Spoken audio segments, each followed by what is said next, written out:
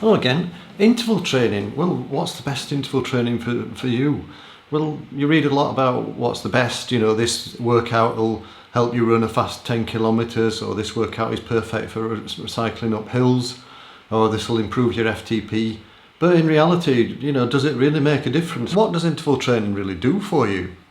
Well, you can have a look at this training session here on the screen. You can see that I've gone above my FTP, my critical pace, critical power, and then recovered below it. 4 by 8 minutes with 4 minutes recoveries. So, why would 4 by 4 minutes with 4 minutes recovery, or 6 by 3 minutes, or all these sort of standard numbers, why would one be better than the other? Well, physiologically, it's not making a huge amount of difference to most endurance athletes. If you're trying to improve your FTP, which a lot of people are, then doing training sessions that stimulate your VO2 max are pretty much as good as the threshold type sessions. Your 6 by 3 minutes with 3 minutes recovery, or your Tabata type intervals, are the sort of things that stimulate your VO2 max. And that's pretty much as good as a threshold type session that might, basically specifically be targeting your FTP or your critical pace, like your 4 by 8 minutes with 2 minutes recovery, 5 by 5 with 1 minute, or if you're a runner, you might do 4 by 4 with a minute recovery. Runners tend to do a little bit shorter sort of overall duration of hard work because the fatigue mechanisms are a bit different. You can't really last as well when you're running because of the muscle damage that's incurred. To some extent it depends on your physiological goals. If you're trying to build your aerobic threshold, which is your low intensity threshold, you would want to do a lot of training volume. If you're specifically targeting your FTP, then the VO2 max or threshold type intervals work better for you. And if you really want to build your VO2 max, then you really need to be stimulating your VO2 max. So it does make a difference, but there's a lot of transferability between the sessions. And if you're wanting to train your anaerobic capacity, then obviously you have to work anaerobically. And of course, specificity is important. Now, specificity is perhaps less important physiologically than it is psychologically. So if you were doing an ultra endurance event or an endurance event and it had a lot of climbs in it, then you might want to do some fairly long tempo training sessions to develop your ability to run or ride uphill for a long time, because that's mentally quite tough. But really, if you look at it physiologically, you would really be just improving your ability to ride between your aerobic threshold and your anaerobic threshold, between your aerobic threshold and your FTP or your critical pace.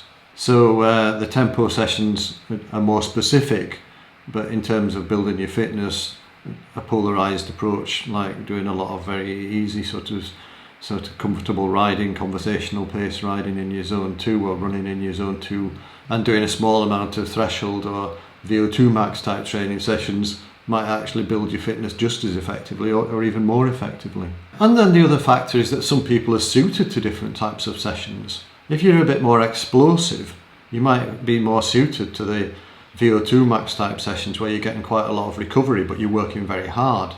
Whereas if you're not so explosive, then you might be more suited to the threshold type sessions where you're working a little bit above your FTP or your critical pace, but you're having shorter recoveries. If you're doing a highly variable event and you're going to have to go anaerobic and then recover, and you want to improve your anaerobic capacity, if you're not a particularly explosive person, you might find it difficult to make gains by doing what might traditionally be anaerobic capacity type intervals. So these might be your 10 seconds to 30 seconds of it, basically sprinting as hard as you can and then having long recoveries like say 3 to 10 minutes and then doing it again. I mean, these are traditionally things that should improve your anaerobic capacity.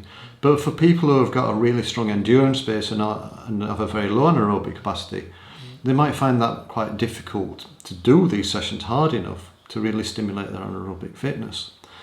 And therefore, not worrying too much about that and just focusing on building that FTP, your critical pace, can be a more effective way to go. Because if you increase your FTP, your critical pace, you have to spend less time anaerobically. You can see from the chart that I showed earlier, the 4x8 minutes that I did with 4 minutes recoveries, that if I could increase my FTP above what it's set at 209 watts, the estimate that's in WKO5, then I would be spending less time anaerobically, and as a consequence I wouldn't need so much anaerobic capacity. So there are two ways to approach the anaerobic side. You can either improve your FTP, your critical pace, your anaerobic, your lactate threshold, or you can improve your anaerobic capacity. So you can either reduce the amount of time you have to spend anaerobically, or you can increase the amount of time you can spend anaerobically at a given intensity.